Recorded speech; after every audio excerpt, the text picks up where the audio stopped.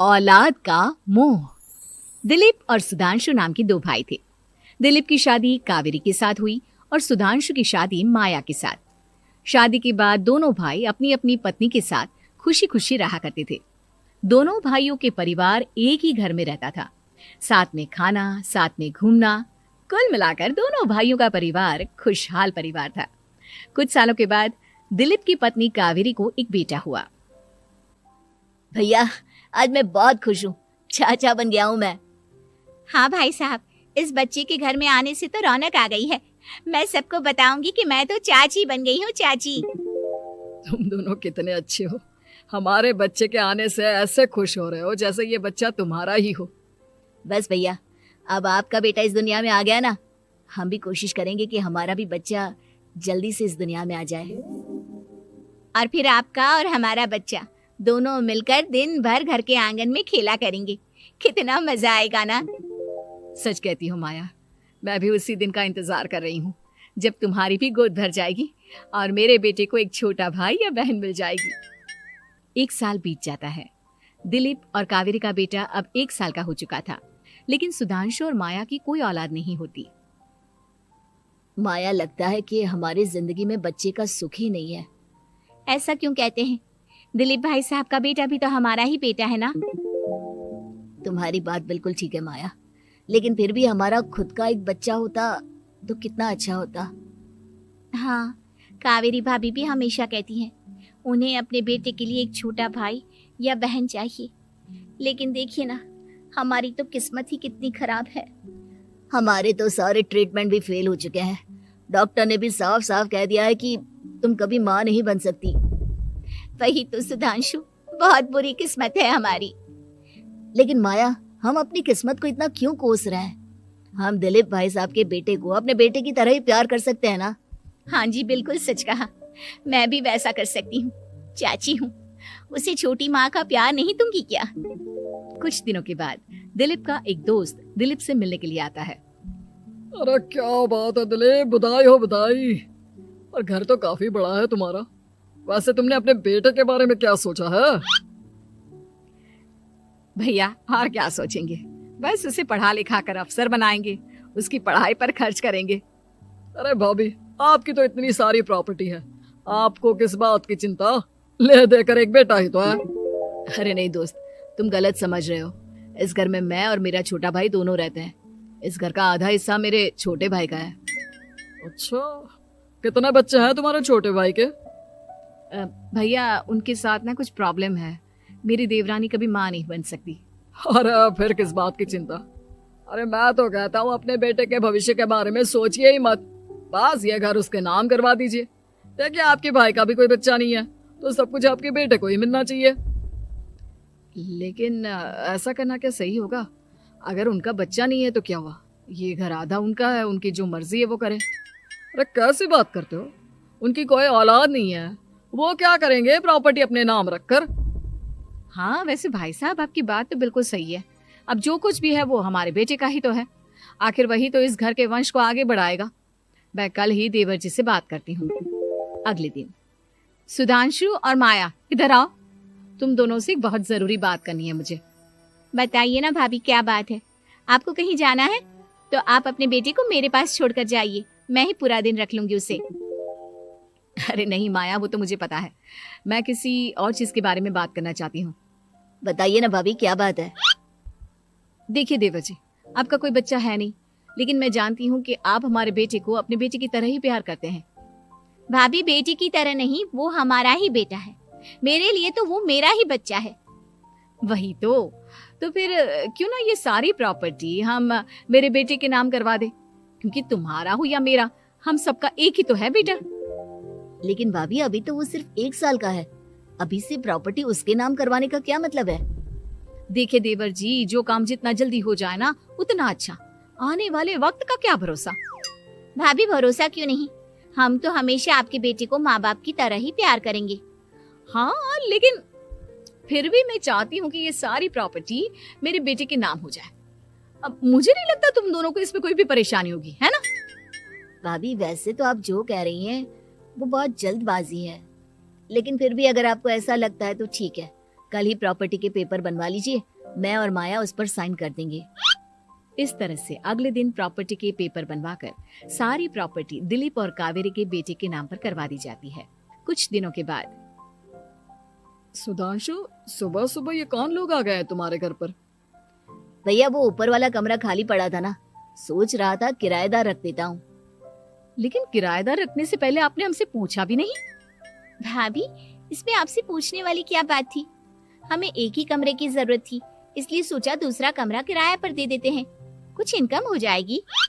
अरे माया, ये सारी प्रॉपर्टी अब मेरे बेटे के नाम पर है और यहाँ पर जो कुछ भी होगा उसके लिए तुम्हें मेरी या दिलीप की परमिशन तो लेनी पड़ेगी ना। हाँ सुधांशु, तुम्हारी भाभी ठीक ही तो कह रही है। अब देखो, तुमने खुद अपने हाथों से ये प्रॉपर्टी हमारे बेटे के नाम की है, वह अभी बहुत छोटा है, तो इस घर से रिलेटेड सारे फैसले तुम्हें हमसे पूछ कर लेने चाहिए। भाभी, हमें तो लगा था कि आप हम लोगों से बहुत प्यार करती हैं, लेकिन आप तो हमारे साथ भेदभाव करने लगी। अरे, इसमें भेदभाव करने वाली क्या बात है?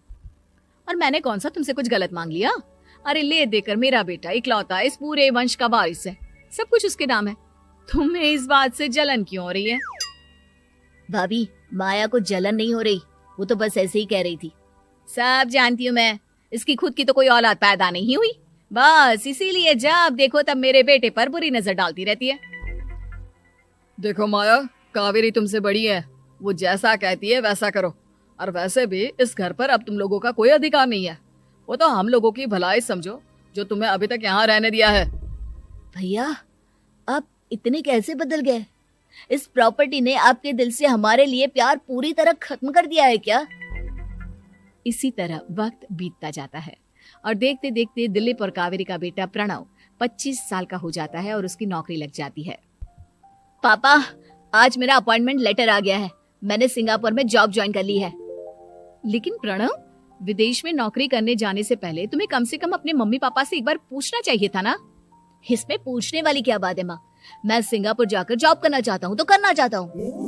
देखो प्रणव, हमने तुम्हारे लिए इतनी सारी प्रॉपर्टी यहाँ पर रखी हुई है, उन सब का क्या होगा? यहाँ रहो, बिजनेस करो। सॉरी पापा, मैं यहाँ रहकर कोई बिजनेस नहीं करने वाला, और ये जितनी भी प्रॉपर्टी आपने मेरे लिए संभाल कर रखी है ना, ऐसे ही किसी को दान में दे दीजिए, क्योंकि मैं सिंगापुर से वापस इंडिया आकर कभी नहीं रहने वाला। दिमाग खराब हो गया है तेरा, जानता नहीं तेरी वजह से हमने तेरे चाचा चाची से लड़ाई करके पूरा घर तेरे नाम करवा दिया था। हाँ, तो ऐसा करने से पहले आपको सोचना चाहिए था ना। और मम्मा, मैं तो वैसे भी उस वक्त 1 साल का था, मेरा इस मैटर से कोई लेना देना नहीं है। कैसी बात कर रहा है ये लड़का? अरे तेरी वजह से अपने छोटे भाई से दुश्मनी लेकर बैठा हूं मैंने तो उसे घर से भी निकाल दिया। जानता नहीं तू, बाजू वाले घर में एक छोटा सा कमरा किराए पर लेकर रहते हैं तेरे चाचा चाची, और ये सब मैंने तेरे लिए किया। देखिए पापा, आपने जो कुछ भी किया अपने लिए किया। मैंने आपसे कब कहा था कि मुझे ये प्रॉपर्टी और घर चाहिए?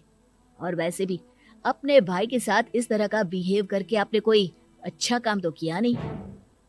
तू सही कह रहा है बेटा, हमने तेरे चक्कर में अपने छोटे भाई जैसे देवर और बहन जैसी देवरानी को इस घर से निकाल दिया। बहुत बड़ी गलती हो गई मुझसे। ठीक है मॉम, तो अब आप अपनी गलती सुधारो, लेकिन मुझे तो फॉरेन जाना है, मैं वहीं जाऊंगा। अब आगे क्या करना है ये आपका डिसीजन है। और प्रणव सिंगापुर जॉब करने के लिए चला जाता है। कुछ दिनों के बाद जब दिलीप और कावेरी को अपनी गलती का एहसास होता है तो वो सुधांशु के घर पहुंचती है। सुधांशु, माया, हमें माफ कर दो, हमसे बहुत बड़ी गलती हो गई। क्या हुआ भाभी?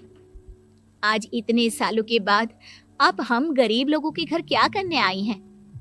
भाभी, हमने तो खुशी खुशी अपने भतीजे को सब कुछ दे दिया, अब हमारे पास कुछ भी नहीं बचा है।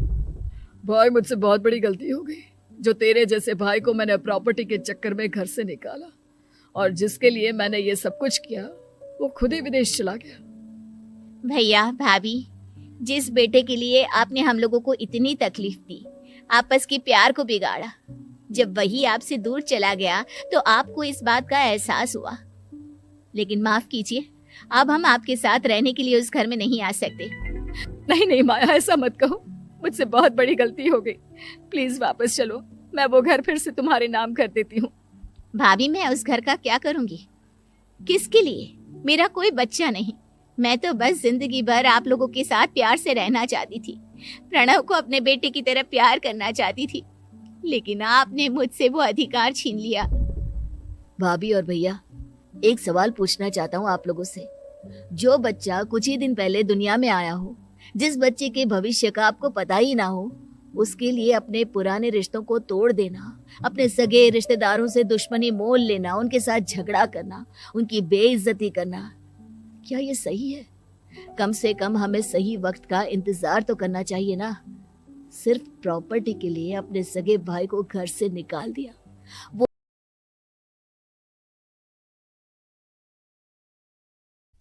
कौन बनेगा नेता? नगर निगम के चुनाव पास आने वाले थे। पूरे कानपुर शहर में टिकट को लेकर मारामारी शुरू थी, लेकिन सबसे ज्यादा चर्चा में वार्ड नंबर 40 की सीट थी। वो इसलिए क्योंकि इस बार वहां की सीट महिला के लिए आरक्षित थी। अब सवाल ये था कि चुनाव लड़ेगा कौन। इससे पहले ठाकुर साहब वहां से पार्षद थे और इस बार उन्होंने अपनी पत्नी सीमा ठाकुर को टिकट दिलवाई और ठाकुर साहब की शान के कारण सीमा जी ने 20,000 वोटों से चुनाव जीत लिया। अरे बधाई हो सीमा भाभी, अब तो आप वार्ड की पार्षद बन गई हैं। अब तो हमारे काम आप ही करवाएंगी। अरे ये तो सिर्फ नाम की पार्षद बनी है, वो तो महिला सीट आ गई, वरना पार्षद तो मुझे ही बनना था। अब भले ही चेहरा इसका होगा, लेकिन पावर तो मेरी ही होगी। अरे वाह भाई साहब, क्या दिमाग लगाया है आपने भी। आइए आप लोग, खाना लगा दिया है सबके लिए। सीमा जी पार्षद बन चुकी थीं, फिर भी उनकी एक ना चलती। सारे काम ठाकुर साहब खुद ही संभाल लेते और जहां जरूरत पड़ती वहां सीमा जी का अंगूठा लगवा लेते। सीमा जी ज्यादा पढ़ी लिखी भी नहीं थी। एक दिन ठाकुर साहब और सीमा एक प्रोग्राम में जाते हैं। अरे ठाकुर साहब, आप आ गए। ओहो, पार्षद मैडम भी आ गई हैं। स्वागत है आप दोनों का। लगता है हमारे पार्षद फंड का सही इस्तेमाल हो रहा है। चलिए अब उद्घाटन करते हैं। ये लीजिए ठाकुर साहब कैची, आप ही सबसे पहले प्रवेश कीजिए। सब लोग आगे निकल जाते हैं और सीमा जी पार्षद होने के बावजूद भी पीछे खड़ी रह जाती हैं। वो देखती हैं कि वेलकम बोर्ड पर उनका नाम है, लेकिन महिला होने के कारण कोई उनका सम्मान नहीं कर रहा। अगले दिन एक आदमी उनके घर आता है। अरे ठाकुर साहब नमस्कार। कल ना हम नोटिस किए कि हमारा घर तो अवैध है और नगर निगम वाले उसे तोड़ने आ रहे हैं। अरे कुछ कीजिए ना ठाकुर साहब। देखो भाई, मैं तो ज्यादा कुछ कर नहीं सकता, पर अगर तुम सबकी जेब गर्म कर दो तो कुछ हो सकता है। कुल मिलाकर 4 लाख लगेंगे। अरे 4 लाख ठाकुर साहब? अरे भाई, मैं अपने लिए नहीं मांग रहा हूँ। दरोगा है, इंजीनियर बाबू है, बड़े साहब है, सबको देना पड़ता है ना थोड़ा थोड़ा। बोलो है मंजूर? तभी वहां अचानक सीमा जी आ जाती हैं। अरे ये आप क्या कर रहे हैं? पहले इन्हीं लोगों से तो आपने वोट मांगे, अब इनसे ही पैसे ले रहे हो। अरे चुप रहो तुम, तुम्हारा काम है सिर्फ अंगूठा लगाना, तुम वही किया करो। मुझे दूसरे काम तुम मत सिखाओ, समझी? और तुम ना जाओ, अब पैसे लेकर आओ, वरना जेसीबी किसी भी वक्त आती होगी। सब कुछ ऐसे ही चलते रहता है। एक दिन सीमा जी और ठाकुर साहब को एक लोकल मीटिंग में बुलाया जाता है।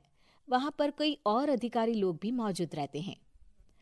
अब मैं चाहूंगा कि ठाकुर साहब हमारे बीच 2 शब्द कहें।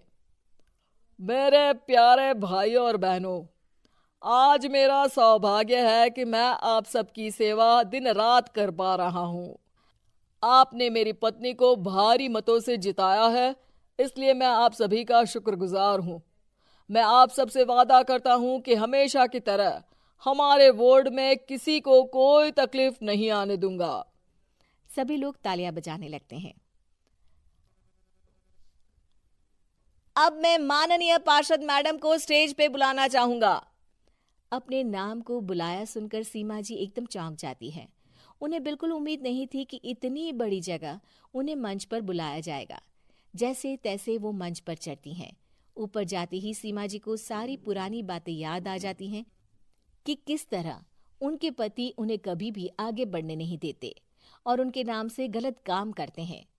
वो बोलने लगती हैं, मैं आपके वार्ड की पार्षद सीमा हूँ। आप में से बहुत कम लोग ही मुझे जानते होंगे, क्योंकि इससे पहले मुझे कभी ऐसा मौका ही नहीं मिला। सारे मौके मेरे पार्षद पति यानी आपके ठाकुर साहब ही लेते रहे, लेकिन आज ये मौका मुझे मिला है तो मैं इसे ऐसे ही नहीं जाने दूंगी।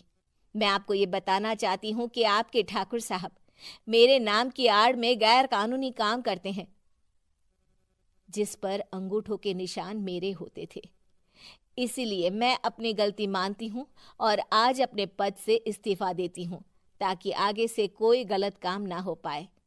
अब फैसला आप सबके हाथ में है कि आप हमें क्या सजा देना चाहते हैं। सीमा जी की बातें सुनकर ठाकुर साहब के चेहरे का रंग उड़ जाता है और वो शर्म से मुंह नीचा करके वहां से चले जाते हैं और पद से इस्तीफा देकर ही सही सीमा जी अपने आप में आत्मविश्वास महसूस करती हैं। बंजारन बहू। कमला एक बहुत स्वार्थी महिला है। उसने पैसों के लिए एक ऐसे इंसान से शादी की जो पहले से शादीशुदा और एक बच्चे का पिता भी था।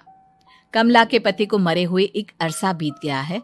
अब वो अपने सौतेले बेटे वैभव के साथ रहती है। वैभव के दिल में अपनी माँ को लेकर इतना डर है कि वो अपनी माँ के सामने एक शब्द नहीं बोल पाता। उसकी माँ जो कहती है उसको सर झुकाकर वही मानना पड़ता है। वैभव, तुमने अभी तक घर का काम क्यों नहीं किया? तुमसे कितनी बार कहा है कि सूरज निकलने से पहले तुम घर की साफ सफाई पूरी कर दिया करो। वैभव कुछ नहीं बोलता, चुपचाप सर झुकाए अपनी माँ की बात सुनता रहता है।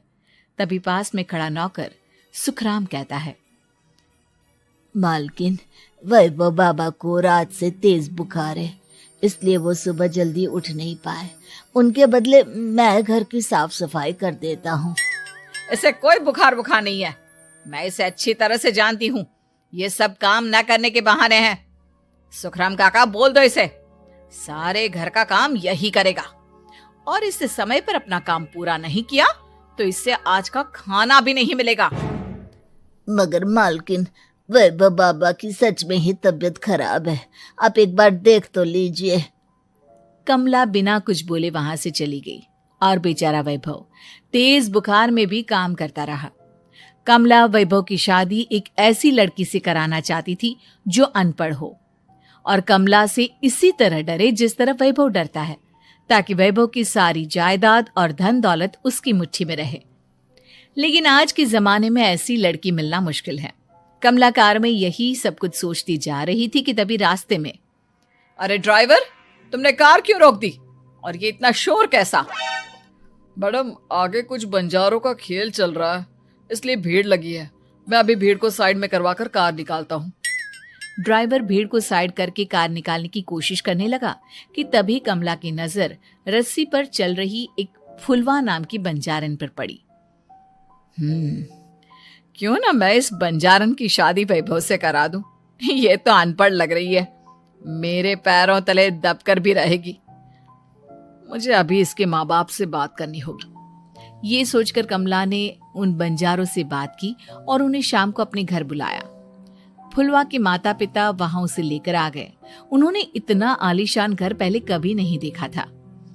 अच्छा हुआ आप लोग आ गए। देखिए, मुझे घुमा फिरा कर बात करने की आदत नहीं है, इसलिए सीधे सीधे मुद्दे पर आती हूँ। मुझे आपकी बेटी बहुत पसंद है।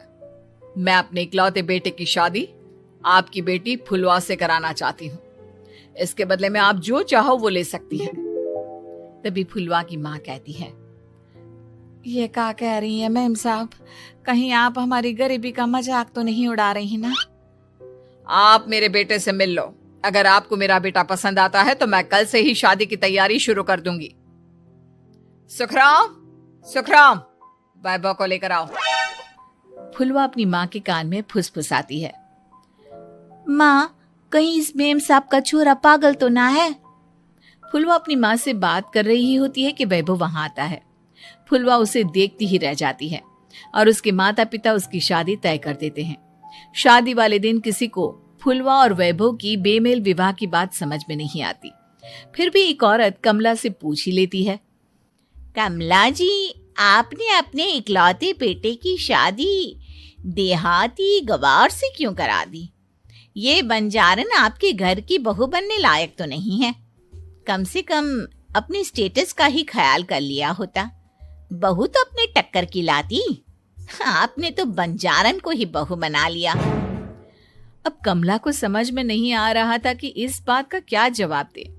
वो कुछ देर चुप रही और सोच समझ कर कहती है, बहन जी, आपको तो पता है आजकल के बच्चे किसी की बात कहाँ सुनते हैं। मैं तो अपनी बहू एक पढ़ी लिखी और अपनी सोसाइटी की ही ढूंढ रही थी। लेकिन मेरे बेटे ने मेरे सामने इस बंजारन को लाकर खड़ा कर दिया। बोला कि मैं शादी करूंगा तो इसी से। अब भला मैं क्या करती, मुझे अपने बेटे के सामने झुकना ही पड़ा। कमला की ये बातें सुखराम भी सुन रहा था। उसने ये सारी बातें वैभव को जाकर बता दी। काका, मैं तो फुलवा को जानता भी नहीं, फिर माँ मेरे बारे में झूठ क्यों कह रही है? अरे बेटा, तुम कितने भोले हो, तुम्हें कुछ भी नहीं पता। तुम्हारे पिता अपनी सारी संपत्ति तुम्हारे नाम करके गए हैं। तुम्हारी माँ नहीं चाहती कि ये संपत्ति तुम्हें मिले, इसलिए उन्होंने तुम्हारी अनपढ़ लड़की से शादी करवाई ताकि तुम्हारी तरह वो भी अपने हक के लिए आवाज ना उठा सके। सुखराम काका, मैं क्या करूं, आप ही बताओ। माँ के सामने आते ही मेरे हाथ पैर कांपने लगते हैं। मैं माँ को कुछ भी नहीं कह पाता। वे दोनों बात कर ही रहे थे कि अचानक कमला वहां गई। कमला को देखकर दोनों घबरा गए। तुम दोनों फिर कभी बातें कर लेना, अभी फेरों का समय हो गया है, चलो जल्दी आओ। इस तरह फुलवा और वैभव की शादी हो गई। अगले दिन कमला ने फुलवा को बुलाया और उसे नसीहत देने लगी। देख बंजारन, तुझे मैंने अपनी बहू बना तो लिया है, लेकिन तुझे इस घर में आंख कान मुंह बंद करके रहना होगा। घर का काम कर और अपने पति से मतलब रख, समझी? कमला का ऐसा रवैया फुलवा को बिल्कुल समझ में नहीं आया। उसने वैभव से इस बारे में बात की। सुनिए ना, माँ जी ने जिस तरह मुझसे बात की मुझे अच्छा नहीं लगा। शादी से पहले तो वो मुझसे बहुत अच्छे से बात कर रही थी, लेकिन शादी के बाद उन्हें क्या हो गया? तुम ज्यादा मत सोचो, जैसा माँ कहती है वैसा ही करो। ये कहकर वैभव वहां से चला गया। अगले दिन वैभव को घर के नौकरों की तरह काम करता देख फुलवा को बहुत हैरानी हुई। फुलवा ने इस बारे में सुखराम काका से बात की तो सुखराम काका ने फुलवा को सारी बात बता दी। अब फुलवा को समझ में आ गया कि उसकी सास ने एक बंजारन को बहू क्यों बनाया। एक दिन वैभव घर का काम कर रहा था, तभी उससे कांच की प्लेट टूट गई। किसने गिराई ये कांच की प्लेट? वैभव को वहां खड़ा देख कमला ने छड़ी से उसे मारना शुरू कर दिया। उसके पैर में कांच चुभ गया और खून बहने लगा, लेकिन फिर भी कमला उसे मारे जा रही थी। ये देखकर फुलवा ने कमला के हाथ से छड़ी छीन ली और तोड़कर फेंक दी। बंजारन, तेरी इतनी हिम्मत, तूने मेरे हाथ से छड़ी छीनी? कमला फुलवा को थप्पड़ मारने ही वाली थी कि फुलवा उसका हाथ पकड़ लेती है। ओ सस माँ, मैंने मॉम की गुड़िया ना समझ लियो। बंजारन हो बंजारन, ईंट का जवाब पत्थर से देना जानती हूँ। आज के बाद मेरे या वैभव जी के ऊपर हाथ उठाने की सोचियो भी ना, समझी ससु माँ? ये कहकर फुलवा वैभव को लेकर वहां से चली गई। उसने वैभव के पैर पर पट्टी बांधी, उसके आंसू पोंछे। वैभव ने पहली बार किसी के दिल में अपने लिए इतना प्यार महसूस किया। अब फुलवा वैभव का हर काम में हाथ बटाती, उसका बहुत ख्याल रखती। इस तरह दोनों बहुत ज्यादा नजदीक आ गए। वहीं दूसरी ओर कमला सारी जायदाद अपने नाम करने की साजिश करने लगी। और एक दिन, वैभव, जल्दी बाहर आओ। कमला की आवाज सुनकर वैभव और फुलवा अपने कमरे से बाहर आ गए। जी माँ, आपने बुलाया? ये ले, इन कागजों पर साइन कर दे। वैभव कागजों पर साइन करने ही वाला था कि फुलवा वैभव के हाथ से पेन छीनकर कहती है, ना वैभव जी, आप इस पर हस्ताक्षर नहीं करेंगे। आओ बंजारन, मैं तुझसे बात नहीं कर रही। ये बात मेरे और मेरे बेटे के बीच की है। चुपचाप पेन दे दे, नहीं तो तेरी खाल उधेड़ लूंगी। सस माँ, बंजारन की खाल इतनी भी ढीली ना होवे कि कोई भी उधेड़ लेवे। जो यकीन ना आता हो तो देख ले उतार के। और हाँ, बंजारन जरूर हूँ पर अनपढ़ ना हूँ। मन ने भी पता है कि किसी भी कागज पर साइन करने से पहले उसे अच्छी तरह पढ़ ले वे हैं। पेन देती है या नहीं? ये कहकर कमला फुलवा को मारने आई तो फुलवा ने कमला को धक्का दे दिया और वो नीचे गिर गई। कमला डरकर वहां से भाग गई। अब फुलवा ने वो कागज उठाए और वैभव के साथ सीधा वकील के पास चली गई। वकील ने वो कागज देखे और फुलवा को बताया। वैभव के पिता की सारी जायदाद और संपत्ति वैभव के नाम है, लेकिन वैभव की सौतेली माँ इस संपत्ति को अपने नाम कराना चाहती है, इसलिए इन कागजों पर वो साइन करा रही थी। तो अब हमें क्या करना चाहिए वकील साहब? वकील ने फुलवा और वैभव को सब कुछ अच्छी तरह से समझा दिया। अब दोनों घर पर पुलिस को लेकर पहुंचे। कमला पुलिस को देखकर घबरा गई। पुलिस ने कहा, आपके नाम की कंप्लेंट हुई है, आपको हमारे साथ थाने चलना होगा। कंप्लेंट? कैसे कंप्लेंट? आप अपने सौतेले बेटे पर बहुत अत्याचार करती हो, धोखे से सारी जायदाद अपने नाम करा रही थी। अब नहीं इंस्पेक्टर साहब, जरूर ये मेरी बहू की कोई साजिश है, इसने गलत कंप्लेंट की है। मैडम, शिकायत आपकी बहू ने नहीं बल्कि आपके बेटे वैभव ने की है। कमला वैभव का नाम सुनकर दंग रह गई। जिस बेटे ने कभी उसके सामने सर नहीं उठाया था, आज वही बेटा उसके सामने पुलिस को ले आया है। वैभव, तुम्हारी इतनी हिम्मत कि तुम पुलिस को ले आए? हाँ माँ, मैं लाया हूँ पुलिस को, और मेरे अंदर इतनी हिम्मत कभी ना आती अगर फुलवा मेरा साथ ना देती। आपने बंजारन बहू को लाकर अपने ही पैर पर कुल्हाड़ी मारी है माँ। मैडम, अब की बात खत्म हो गई हो तो चलो हमारे साथ। वैभव, मुझे माफ कर दो, मुझे थाने मत भेजो। आज के बाद मैं तुम्हें कभी नहीं मारूंगी, तुम्हें कभी परेशान नहीं करूंगी, मुझे माफ कर दो। वैभव अपनी कंप्लेंट वापस ले लेता है और पुलिस वहां से चली जाती है। वैभव अपनी सौतेली माँ से कहता है, मैंने पुलिस को वापस तो भेज दिया है, लेकिन मैं आपको माफ नहीं कर सकता। आपने बचपन से आज तक कभी मेरे सर पर हाथ नहीं रखा, हमेशा मुझे मारती रही, नौकरों की तरह बर्ताव करती रही। आप इस घर में नहीं रह सकती, चली जाइए यहां से। कमला घर छोड़कर चली गई और सड़क किनारे खड़ी होकर सोचने लगी, काश मैंने वैभव को माँ की तरह प्यार किया होता तो आज मैं इस तरह से बेसहारा ना हो जाती।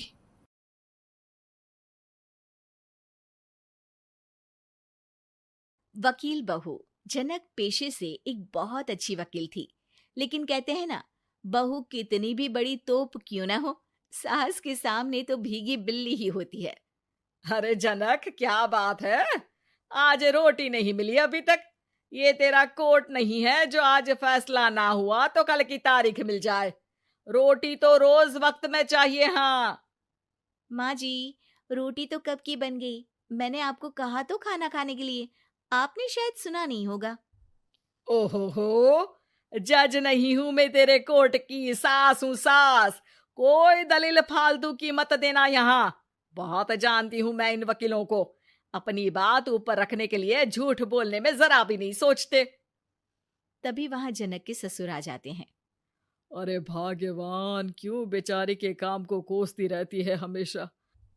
मैं भी तो था वहां जब ये आई थी तुझे रोटी खाने को बुलाने के लिए। सास को तो अब गुस्सा आ जाता है कि कैसे किसी ने बहू की साइड ले ली। अरे वाह जी वाह, वो तो मैं जानती थी कि कोई ना कोई गवाह तो ये पेश कर ही देगी, पर मैं तो अब सीधा खाना खाकर सोने जाऊंगी। मुझे आदत नहीं है किसी से बहसा बहसी करने की। पता नहीं कैसे ये वकील इतना दिमाग लगाकर खुद तो झूठ बोलते ही हैं, साथ में झूठे गवाह भी ले आते हैं।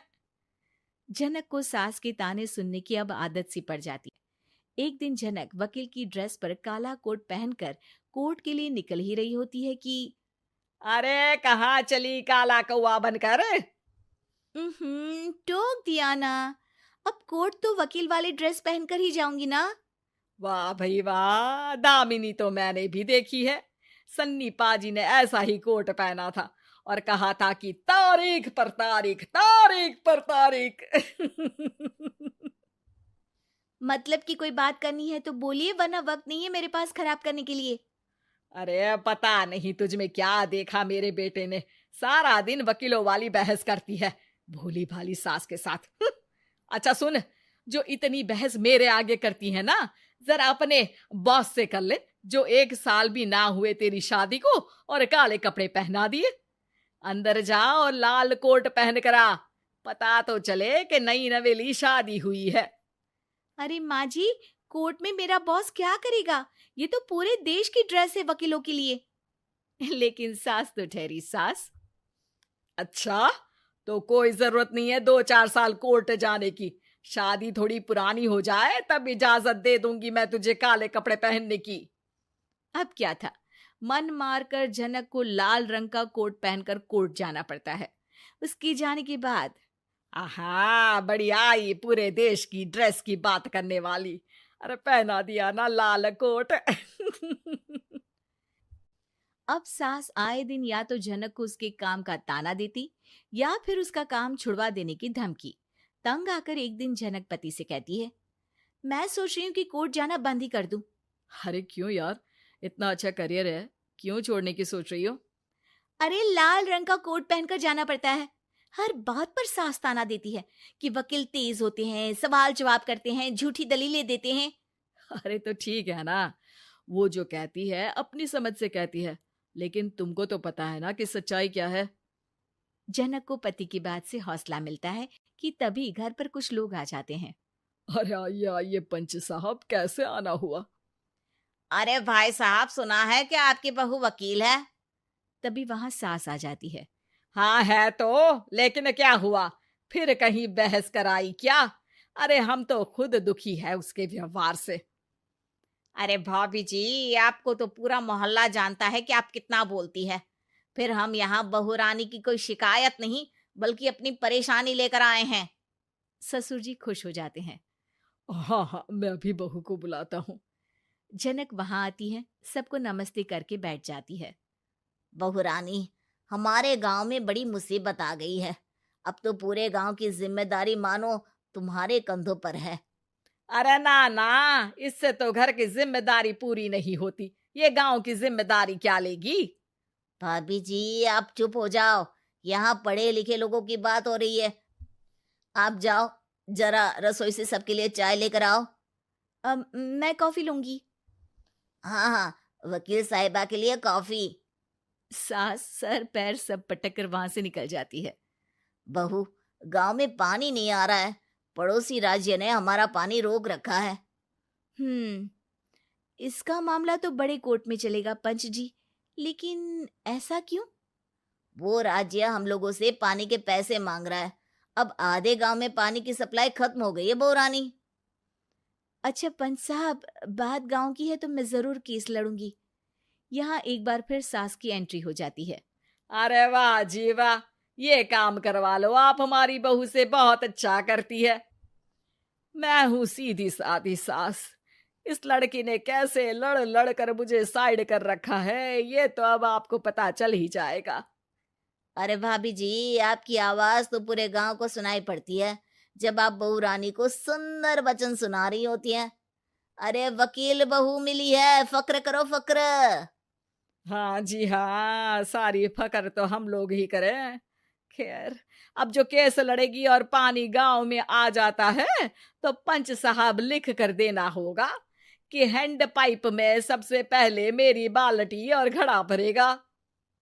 अरे फिर तो हम बहू रानी के नाम पर घर पर ही सप्लाई दे देंगे, लेकिन ये इतना आसान नहीं है। बहू, गांव के पास अभी वकील करने की भी पैसे नहीं है तो। अरे पंच साहब, ये मेरे गांव का मामला है, मैं आपसे एक भी पैसा नहीं लूंगी। सास को बहू की बात पर गुस्सा आ जाता है, लेकिन सबके जाने के बाद झनक मन लगाकर गांव की परेशानियों को दूर करने में लग जाती है। और वो दिन भी आता है कि झनक केस जीत जाती है। अरे आज तो प्लम्बर आकर घर तक पाइप लगा गया है, खुश हो जाओ, मेरे कारण तुम लोगों को घर के अंदर ही पानी मिल जाएगा।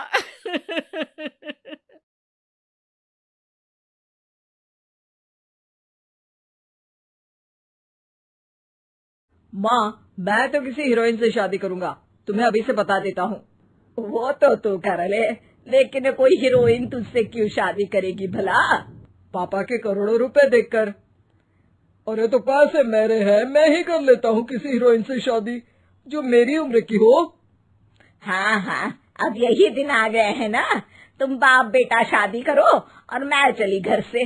सोचा था बुढ़ापे में बेटे की शादी करके बहू से खूब सेवा लूंगी, लेकिन कहाँ, यहाँ तो बाप और बेटा दोनों हीरोइन लाने की सोच रहे हैं। अब रोहन कहाँ मानने वाला था, वो तो घर ले ही आता है एक हीरोइन। अरे तुलसी, ये तो तुलसी है ना बेटा?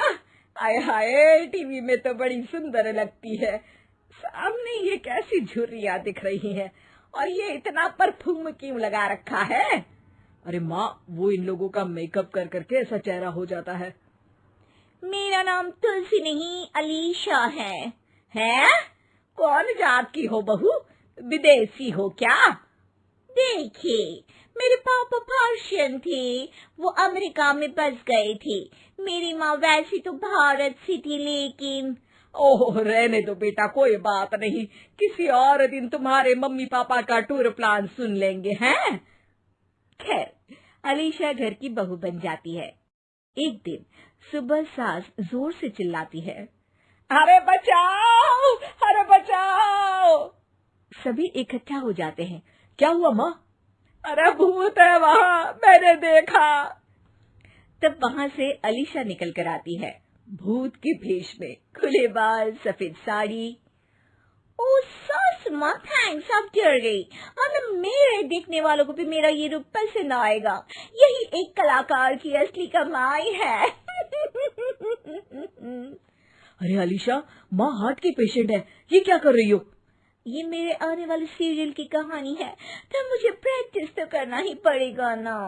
अच्छा सासू माँ, थोड़ी सी हल्दी में चंदन, चावल का पाउडर और हाँ, एलोवेरा जेल डालकर जरा तैयार कर दीजिए ना।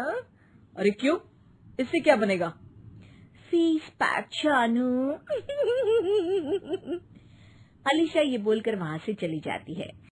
एक दिन रात के 2 बजे घर की घंटी बजती है। हे भगवान, आजकल चोर भी क्या बेल बजा कर आते हैं, देखो तो कौन है। सास दरवाजा खोलती है तो सामने बहुत से लड़के लड़कियां खड़े होते हैं और बहू सज धज कर आई होती है। अरे बहू, रात के 2 बजे कहाँ से आ रही है? अरे माँ, 2 बजे ही तो पार्टी का वक्त होता है, जरा कुछ खाने पीने का इंतजाम कर दीजिए ना। ये बोलकर बहू उन लोगों से बातें करने लगती है। अरे मैं जा रही हूँ सोने, और हाँ, तुमसे तो मैं कल बात करती हूँ। अगले दिन सबके सामने बहू, इन्होंने मेरे दोस्त के सामने मेरी बेइज्जती कर दी। ये तो अच्छा है कि बात मीडिया में नहीं आई, वरना तो मेरे हाथ से ये बड़ा प्रोजेक्ट निकल जाता। अरे लेकिन अलीशा, हमारे घर में ये सब नहीं चलता। हमारे यहाँ रात सोने के लिए और दिन काम करने के लिए होता है। तो क्या मैं पार्टी नहीं करूं? अपने सारे शौक खत्म कर दूं? अरे एक एक्ट्रेस की लाइफस्टाइल ही ऐसी होती है। अरे बेटा, हमारे घर किसी चीज की कोई कमी नहीं है, ना कोई रोक टोक। हम तुम्हारे साथ हैं, लेकिन बेटा जो गलत है वो तो गलत है ना। ये बोलकर सास ससुर वहाँ से चले जाते हैं। यार, गलती कर दी मैंने आम लोगों से शादी करके। तभी अलीशा की सहेली, जो कि उसी की तरह सेलिब्रिटी थी, वो वहाँ आती है। हाय, कैसी हो मैरी? अरे यार, मैं तो ठीक हूँ, तू बता, तेरी तो बड़े सीरियल देखने को मिल रहे हैं, शादी के बाद भी कैसे मैनेज कर लेती है? क्यों, इसमें क्या है? मेरी सास है ना, वो पूरा घर संभालती है और मेरे लिए तो कोई रोक टोक ही नहीं है। पर तुझे क्या हुआ, तू तो गायब ही हो गई शादी के बाद। हाँ यार, तू तो जानती है ना, मैंने राजा की बारात वाले हीरो रियल कुमार से शादी की थी। हाँ हाँ, मैं कैसे भूल सकती हूँ, तेरी सास भी तो हीरोइन है ना। हाँ यार, उनके ही फैशन पार्टी और शूट नहीं रुकते। बच्चा होने से पहले तक तो मैंने काम किया, लेकिन अब बच्चे के बाद ना मुश्किल है सब। तभी वहाँ अलीशा की सास चाय लेकर आती है। अरे तू तो मक्खी बनी सिमरन की हीरोइन है ना, मैं बड़ा देखती थी तेरा सीरियल, लेकिन ये क्या हालत बना ली है, मक्खी बनकर तो तू बड़ी ही प्यारी लगती थी। नमस्ते आंटी, आप चाय लेकर आई हैं? वाह आंटी, मुझे तो मेरी माँ की याद आ गई। अरे तो जो अपने लोग होते हैं उनके लिए थोड़ी ना नौकर चाकर होते हैं। अच्छा तुम दोनों सहेलियां बात करो, मैं जरा काम से बाहर जा रही हूँ। ये बोलकर सास चली जाती है। अगले दिन, सासू माँ, आज मेरा इंटरव्यू लेने कुछ मीडिया वाले आ रहे हैं, प्लीज आप देख लेना उन लोगों को कोई प्रॉब्लम ना हो। अरे ठीक है बेटा, फिक्र मत कर। तभी वहाँ मीडिया वाले आ जाते हैं। कैमरा लग जाता है और अलीशा के पीछे खड़ी हो जाती है अलीशा की सास। अरे ये पीछे आंटी जी कौन है? आंटी जरा हटिए। अरे कहाँ चांद में दाग सा लगा रही है। सास को कैमरामैन की बात अच्छी नहीं लगती, वो अलीशा समझ जाती है। माफ करना, वो गलती से। वो वहां से निकल ही रही होती है कि अलीशा सास का हाथ पकड़ लेती है। सास को हैरानी होती है, ये मेरी सास है, कोई दाग नहीं। आज जो आप मेरी चमक देख रहे हैं उसे रोशनी यहीं से मिलती है। अरे मैम कहाँ बुरा मान रही है छोटी छोटी बात का। आपको तो पता है हमारे चैनल में इंटरव्यू के बाद आपका करियर और चमक जाएगा। करियर से ज्यादा जिंदगी का चमकना जरूरी है। जो मेरे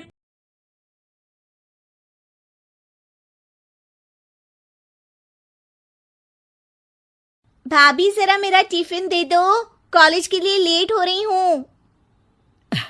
ये ले बेटी तेरा टिफिन। तभी रमन भी वहां आ जाता है। माँ तुम अकेले ही सारा काम क्यों कर रही हो? प्रतिज्ञा कहाँ है? तुम्हें उसकी फिटनेस का तो पता है ना, बैकयार्ड में एक्सरसाइज कर रही है। फिटनेस और एक्सरसाइज वगैरह ठीक है, लेकिन उसे घर के काम में तुम्हारी मदद भी तो करनी चाहिए। अरे ठीक है सीख जाएगी। जब तक मैं हूं तुम्हें किस बात की फिक्र? हाँ। इसके बाद रमन और उसकी बहन दोनों घर से निकल जाते हैं और सास घर के कामों में व्यस्त हो जाती है। वहीं दूसरी तरफ प्रतिज्ञा अपनी एक्सरसाइज पूरी करके थकी हुई गार्डन में ही बैठ जाती है। आज तो पूरे 2.5 घंटे एक्सरसाइज कर ली। Now I am tired. थोड़ी देर आराम करके फिर शाम को योगा करूंगी। प्रतिज्ञा अपने कमरे में जाकर सो जाती है। सुबह से शाम हो जाती है। रमन और रेखा भी घर वापस आ जाते हैं, पर प्रतिज्ञा अभी तक कमरे से बाहर नहीं निकलती, जिस पर एक बार फिर अपनी माँ को अकेले काम करते हुए देखकर रमन उनसे कहता है, माँ तुम हर समय अकेले काम में लगी रहती हो, आखिर प्रतिज्ञा पूरा दिन करती क्या है? बेटा वो थक कर आराम कर रही है, आ जाएगी। तुम हाथ मुंह धोकर डिनर करने आ जाओ। रमन बिना कुछ बोले वहां से चला जाता है।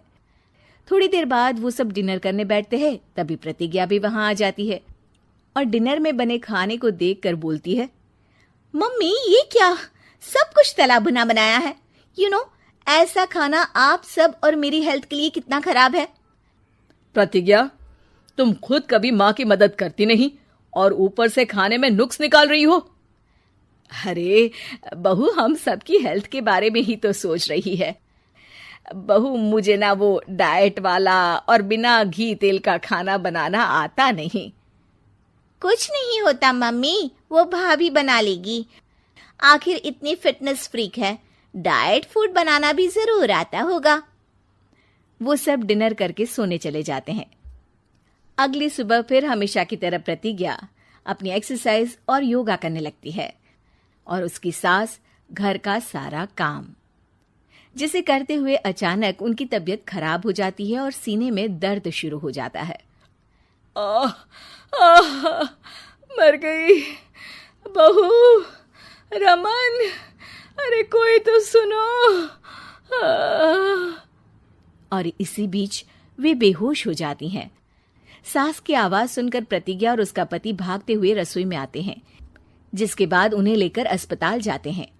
डॉक्टर प्रतिभा की सास का चेकअप करके कहते हैं, अरे इनका कोलेस्ट्रॉल लेवल तो बहुत हाई है और दिल भी कमजोर होता जा रहा है। इनका लाइफस्टाइल और खाने पीने की आदत बदलनी होगी। सिर्फ light and non oily food ही खाना है और कुछ समय तक पूरा रेस्ट, साथ में कुछ एक्सरसाइज या योगा करे तो अच्छा रहेगा। पूरी जांच के बाद डॉक्टर उन्हें घर भेज देते हैं। अब घर का सारा काम प्रतिज्ञा को करना पड़ता है, जिससे वो अपनी सास के साथ पूरे घर को डाइट फूड खिलाना शुरू कर देती है। प्रतिज्ञा, ये क्या बेस्वाद और फीका खाना है, मैं ये सब नहीं खाने वाला। हाँ भाभी, बीमार तो मम्मी है, फिर हम ऐसा खाना क्यों खाएं? प्रतिज्ञा किसी की बात पर कोई ध्यान दिए बिना सास को बढ़िया एक्सरसाइज कराने के साथ कुछ ना कुछ गड़बड़ करते हुए घर का काम करती रहती है। एक शाम रमन प्रतिज्ञा से चाय मांगता है। ये लीजिए, पर मैंने इसमें चीनी थोड़ी कम डाली है। रमन चाय पीता है और तुरंत ही उसे दोबारा कप में पलट देता है। अर्र, कौन सा जहर है? अरे जहां खाने में नमक डालना होता है वहां डालती नहीं, और इसमें नमक ही नमक भर दिया। उई माँ, सॉरी, मैं दूसरी चाय बना देती हूँ। अरे रहने दो, तुमसे फिटनेस का ध्यान रखने के अलावा और कुछ नहीं हो सकता। इसके बाद प्रतिज्ञा कपड़े धोने जाती है, जिसमें वो रंगीन और सफेद सब कपड़े एक जगह मिक्स कर देती है, जिससे एक कपड़े का रंग दूसरे पर चढ़ जाता है और उसी वजह से रेखा की नई ड्रेस खराब हो जाती है। भाभी, ये आपने क्या किया? मेरी नई ड्रेस थी, सारी खराब कर दी। सॉरी रेखा, मुझे पता नहीं था और मैंने सारे कपड़े एक साथ ही वॉशिंग मशीन में डाल दिए। जहां एक तरफ प्रतिज्ञा घर के हर काम में रोज कोई ना कोई ब्लंडर करती, वहीं सास को एक्सरसाइज कराने और हेल्दी फूड खिलाने में कोई कमी नहीं छोड़ती, जिस वजह से जल्द ही उसकी सास पहले से भी अच्छी हो जाती है। हेल्दी फूड तो ठीक है, पर बहू आज हम खीर बनाएंगे। मम्मी, मुझसे खाना तो ठीक तरह बनता नहीं, खीर कैसे बनाऊंगी? और अगर अच्छी नहीं बनी तो रमन गुस्सा हो जाएंगे। अरे कोई गुस्सा नहीं होगा, और देखना खीर भी बहुत स्वादिष्ट बनेगी। प्रतिज्ञा की सास उसके साथ रसोई में जाकर उसकी मदद करते हुए खीर बनाना सिखाती है, जिसे खाकर रमन तारीफ करते हुए कहता है, वाह क्या टेस्टी खीर बनी है, मजा आ गया आज तो। आज ये खीर प्रतिज्ञा ने बनाई है।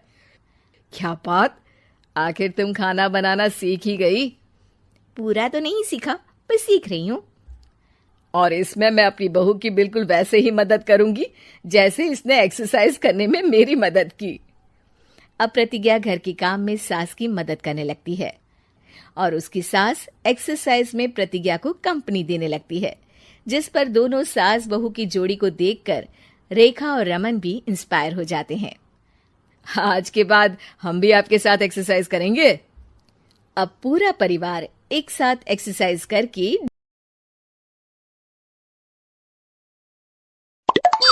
कंचन के बेटे ऋषि की शादी कहीं नहीं हो रही थी। एक तो ऋषि मोटा, ऊपर से कमाई भी कोई खास नहीं, लेकिन कंचन को तो शौक था मॉडर्न बहू लाने का, और उसे एक दिन ऐसी लड़की मिल भी जाती है। हमें तो आपका ऋषि बहुत पसंद है, लेकिन मैं आपको साफ साफ बता देती हूँ, मेरी बेटी के शौक थोड़े से अलग है बहन जी। अरे बहन, हमें सब पसंद है। आपकी प्रियंका जैसी लड़की की तलाश मुझे कब से थी। जींस पहनकर अंग्रेजी में गिटर पिटर बोला करे। अरे बहन जरा सुन तो लो, मेरी बेटी के शौक क्या क्या है। अरे नहीं बहन, बस लड़की को देख लिया तो सब कुछ देख लिया। आप ना शादी की तैयारी करो, और वो जरा सामान की लिस्ट भी दी है ना मैंने। हाँ बहन जी, सारा सामान शादी से एक दिन पहले ही आपके दरवाजे आ जाएगा। मजा आ गया। अब तो बस आप शादी की तैयारी करो। प्रियंका के माता पिता के जाने के बाद कंचन का पति उससे कहता है, अरे भाग्यवान, तुम तो कुछ ज्यादा ही जल्दी दिखा रही थी शादी की। अरे बोलने तो देती, लड़की की माँ क्या बोलना चाह रही थी। अरे आप चुप रहिए जी, कुछ पता भी है आपको, बस मुफ्त में बोले जा रहे हैं। मेरी दोस्त शशि की बहू देखी, लंबी पतली और पढ़ी लिखी, हजारों में कमाई और संस्कारी भी। अरे पर जब वो मेरी बहू देखेगी तो जल भुन जाएगी। लेकिन तुम तो शादी ऋषि के लिए कर रही हो ना, या शशि के लिए?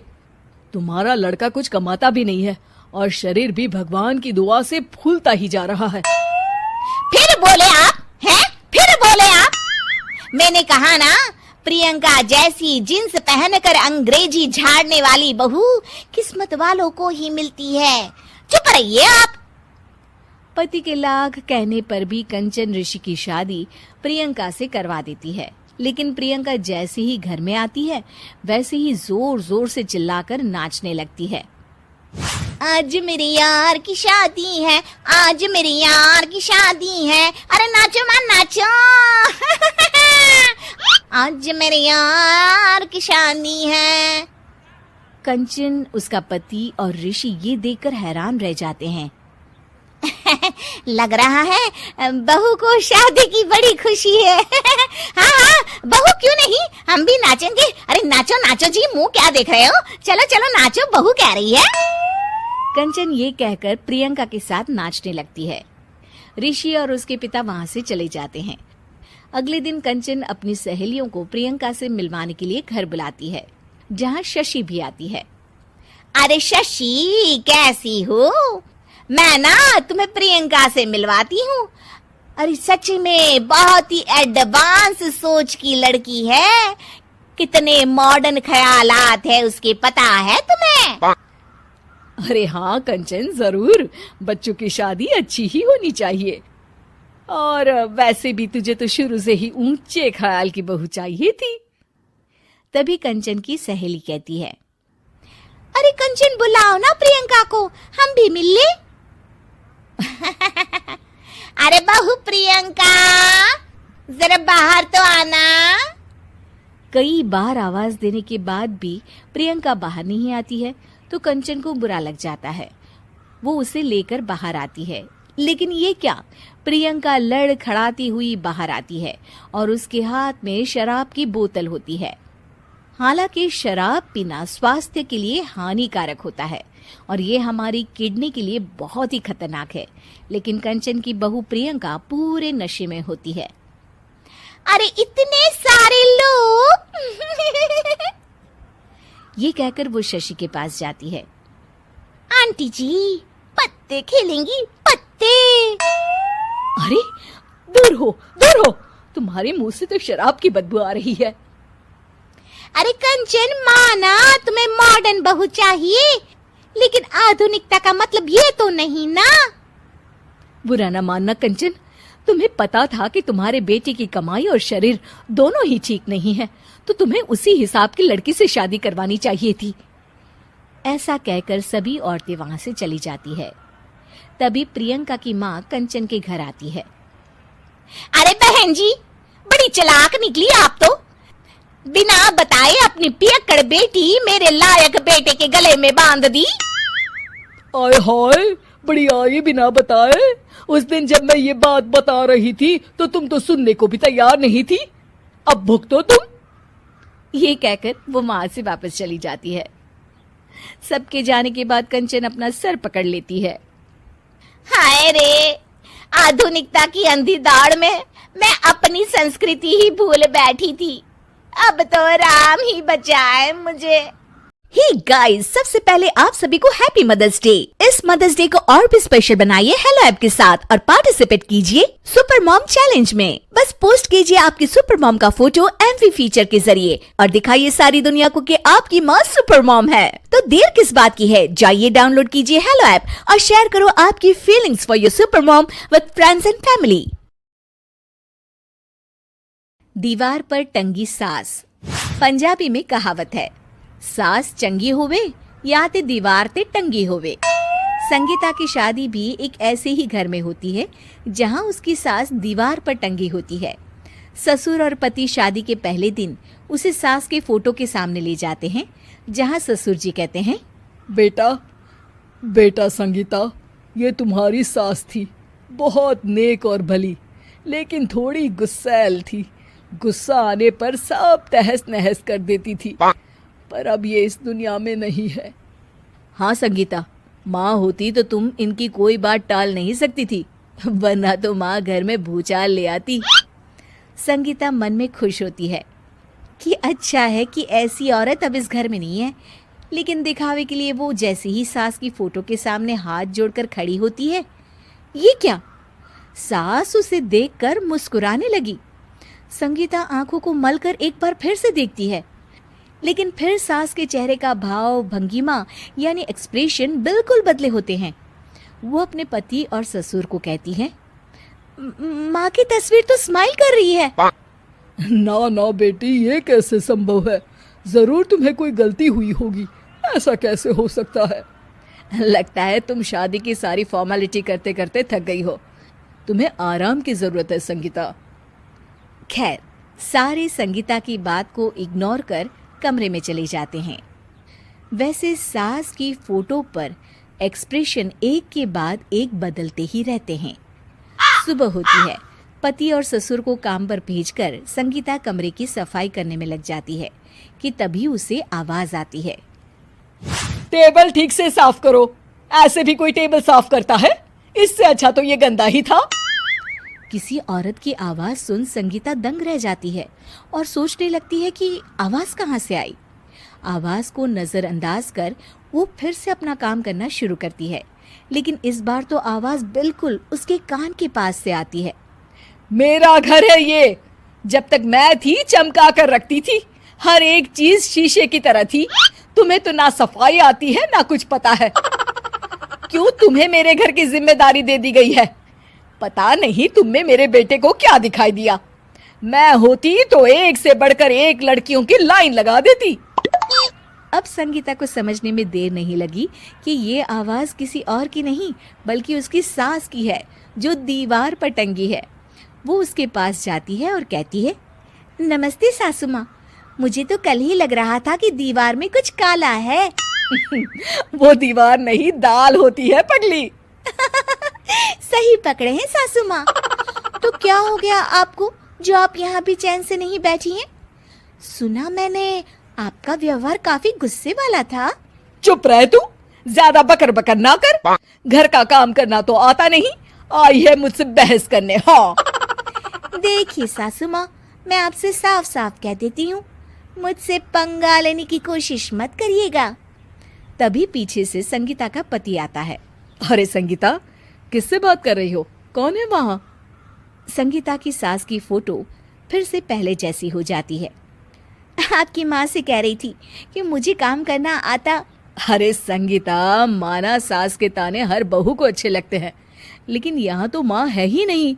तुम तो फोटो से ही तुम भी लाजवाब हो संगीता। किसी को विश्वास नहीं होता कि संगीता अपनी मरी हुई सास की फोटो से बात करती है।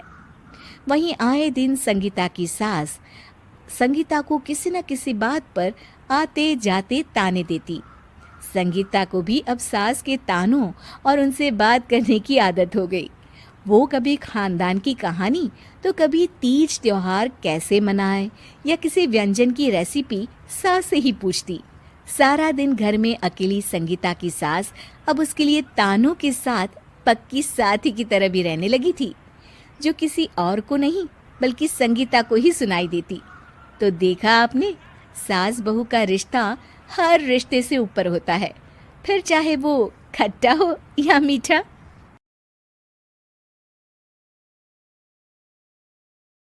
अंत भला तो सब भला।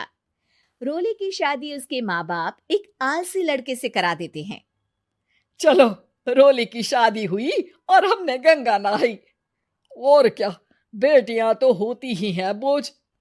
हाँ, पर अब क्या चिंता, उतार तो दिया बोझ तुमने, अब वो लोग समझे। ससुराल में रोली का पति कहता है, देखो, मैं कोई काम नहीं करता, ये बात तुम्हारे मम्मी पापा को बता दी थी मैंने। अब जो किराया आता है दुकान का, उसी से घर का गुजारा करना है। कभी भूल से भी कोशिश ना करना किसी चीज की डिमांड की। क्या मम्मी पापा को पता था कि आप कोई काम नहीं करते? और क्या, बड़ा अच्छे से पता था। उन लोगों को तो तुम बोझ लगती थी, बोल रहे थे कि बस शादी कर लो और कोई मतलब नहीं है। रोली को ये सुनकर बहुत गुस्सा आता है, लेकिन करती भी तो क्या, क्योंकि वो जानती थी कि उसके माता पिता ऐसे ही हैं। जैसे तैसे रोली दिन काट रही थी। रोली को एक प्यारी सी बेटी होती है। धीरे धीरे वो बड़ी होती है और उसके साथ उसकी जरूरतें भी बढ़ती जाती हैं। सुनिए जी, अब तो सिमी बड़ी हो रही है, उसका स्कूल में दाखिला कराना है। मैंने अब तक तो जैसे तैसे समय काट लिया, लेकिन मैं बच्ची की परवरिश में कोई कमी नहीं रखूंगी। अरे क्या है यार, अब तो लगता है कोई ना कोई काम ढूंढना ही पड़ेगा। अब पति रोज काम की तलाश में जाता और बिना किसी काम के वापस आ जाता। रोली समझ जाती है कि पति के अंदर अब काम करने की क्षमता नहीं है। वो बेटी को उच्च शिक्षा देने के लिए कुछ करना चाहती थी, लेकिन करती तो क्या करती। एक दिन रोली की सहेली कहती है, रोली, मेरी कोई औलाद नहीं है। अगर तू मेरी औलाद को जन्म दे तो मैं तुझे तेरे मुंह मांगे पैसे दूंगी। अरे तेरी औलाद को मैं कैसे जन्म दे सकती हूँ? सरोगेसी से। बच्चा मेरा और वैभव का ही होगा, लेकिन कोख तेरी होगी। ये संभव है रोली।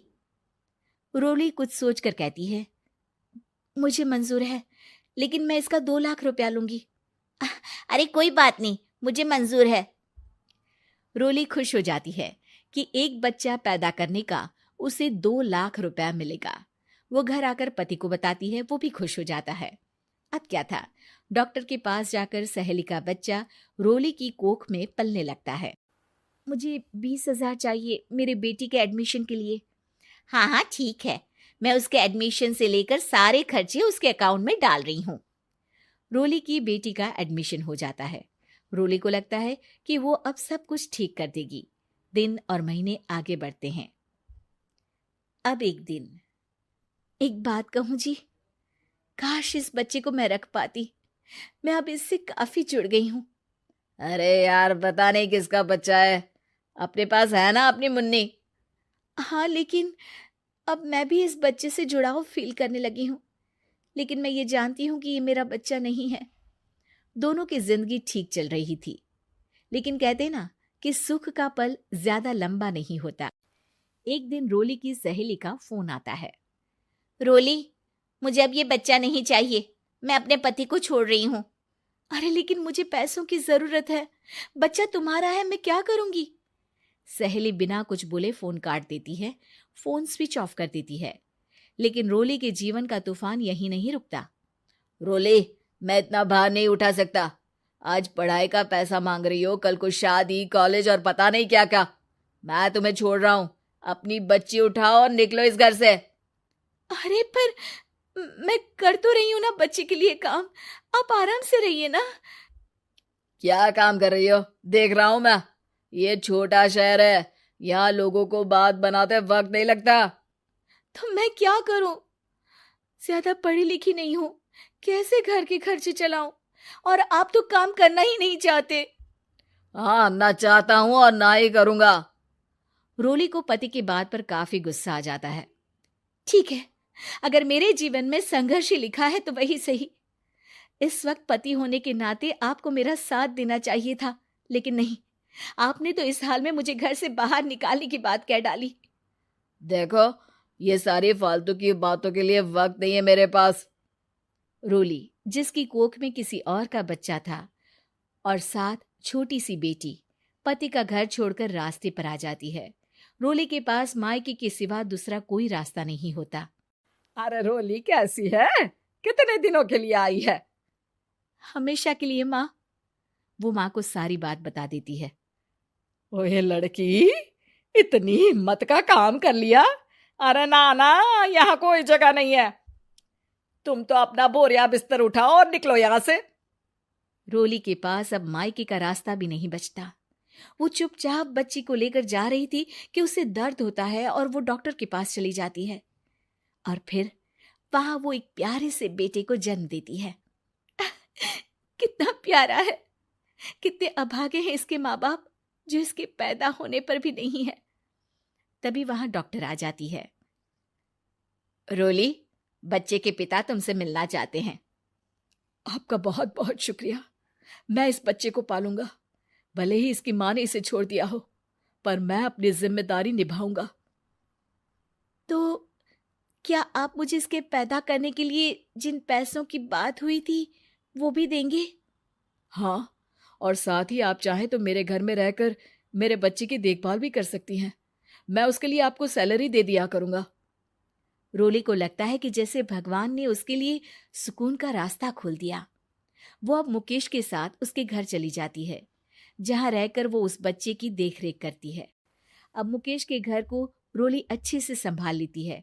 उसके लिए खाना बनाने से लेकर बच्चों की देखभाल और घर की देखरेख। धीरे धीरे मुकेश को रोली से प्यार हो जाता है। रोली, तुम्हारी बेटी और मेरा बेटा बिल्कुल भाई बहन की तरह साथ रहते हैं।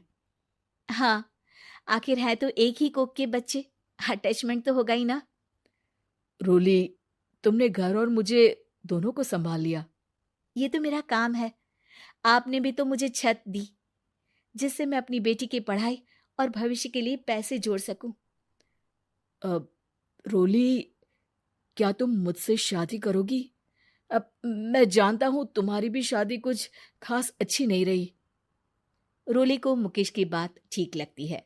वो उसे हाँ बोलने की सोच ही रही होती है कि उसके पहले पति का फोन आ जाता है। रोली, मैं बहुत परेशान हूं। मेरा एक्सीडेंट हो गया है। मैं चाहता हूं तुम वापस आ जाओ। रोली को पुराने पति की चिंता होने लगती है। वो सोचती है कि वो क्या कर रही थी। हाँ ठीक है, मैं आ रही हूँ। हाँ रोली, आ जाओ, लेकिन बच्ची को कहीं हॉस्टल में छोड़कर आना, क्योंकि मैं नहीं चाहता कि हम लोगों के बीच फिर से वो सारी बातें हो। रोली को समझ आ जाता है कि पति आज भी सुधरा नहीं है। वो पति के पास जाने से इनकार कर मुकेश को हाँ कर देती है।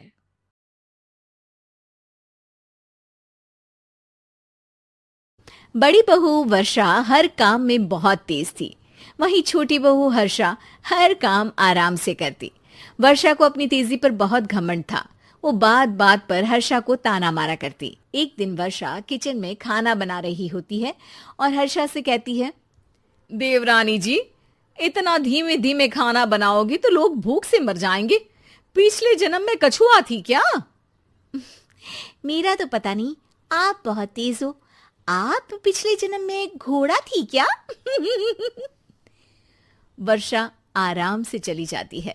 खाना खाने के बाद वर्षा का पति गौतम, हर्षा का पति लोकेश और उनके माता पिता बैठकर टीवी देख रहे होते हैं। तभी सास कहती है, अरे रामायण लगा दो हर्षा।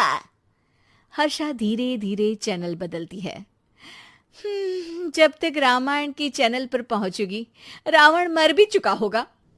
हाँ बेटा हर्षा, जल्दी लगा देना, राम भगवान के दर्शन कर लूं। जी लगा तो रही हूं। इतना स्लो? सासू माँ इतने में तो अयोध्या जाके राम भगवान के दर्शन कराएंगी। सब वर्षा की बात पर हंसने लगते हैं। वर्षा हर्षा के हाथ से रिमोट लेकर रामायण लगा देती है। हर्षा बुरा नहीं मानती और वो भी हंसते हुए वहां से चली जाती है। एक दिन हर्षा खाना खा रही होती है। तभी वर्षा वहां आके कहती है, अरे कितना धीमे धीमे खा रही हो। इतने में तो शादी में 100 लोग खाना खा लेते। आधे घंटे से खाना खा रही हो तुम। अरे खाने को चबा चबा कर खाना चाहिए। हाँ हाँ, आप तो चबा के भी खाती हो और दबा के भी। अरे आपको मेरे धीरे खाने से दिक्कत है या ज्यादा खाने से? अरे आप धीमे खाओ या ज्यादा खाओ मुझे क्या। बस मैं ये कहने आई थी कि सुबह कुछ मेहमान आ रहे हैं, जल्दी उठ के खाना बना लेना, देर मत करना। साथ में बनाते हैं ना। तुम्हारे साथ बनाऊंगी तो स्पीड को 5वें गियर से पहले गियर पर ले आना पड़ेगा। अरे भाई, तुम्हारे साथ रहकर तो मेरी तेज रफ्तार पर भी असर पड़ेगा और मैं भी तुम्हारी तरह हौले हौले काम करने लगूंगी सब। ठीक है, मैं पराठे बना लूंगी और सब्जी बना लूंगी। आप चपाती बना लेना और दाल बना लेना। हाँ हाँ ठीक है, पर अलग अलग ही बनाएंगे। अगले दिन हर्षा जल्दी उठ के काम करने लगती है और वर्षा सुबह उठ के ये सोच के वापस सो जाती है कि काम तो वो तेज कर ही लेती है। अगर थोड़ी देर सो भी जाएगी तो भी हर्षा से पहले तो काम निपटा ही लेगी। हर्षा बेटा, आज भगवान के लिए थोड़ा जल्दी हाथ चलाना। हाँ, मेहमान आने ही वाले हैं। जी हाँ माँ, आटा गूंद लिया है, आलू उबल रहे हैं, पराठे बनाने ही वाली हूँ, फिर सब्जी भी बना लूंगी। इतने में ही वर्षा वहां आ जाती है। माँ जी, मेरा तो आप टेंशन ही मत लो, अभी उठी हूँ, लेकिन देखना खाना फटाफट राजधानी एक्सप्रेस की स्पीड से बना दूंगी। इतने में ही मेहमान आ जाते हैं। आइए आइए आइए, खाना बन ही रहा है, चाय बनवा लेती हूँ पहले आपके लिए। सास किचन में आती है। वर्षा, वो लोग आ गए, चाय बना दे जल्दी से। हर्षा को नहीं बोल रही क्योंकि वो तो सुबह की चाय देने में शाम कर देगी। चाय बन भी चुकी है माँ जी। वर्षा तेज ही नहीं, सबसे तेज है। आप चलिए, मैं चाय लेकर आती हूँ। वर्षा मेहमानों के सामने चाय लेकर जाती है।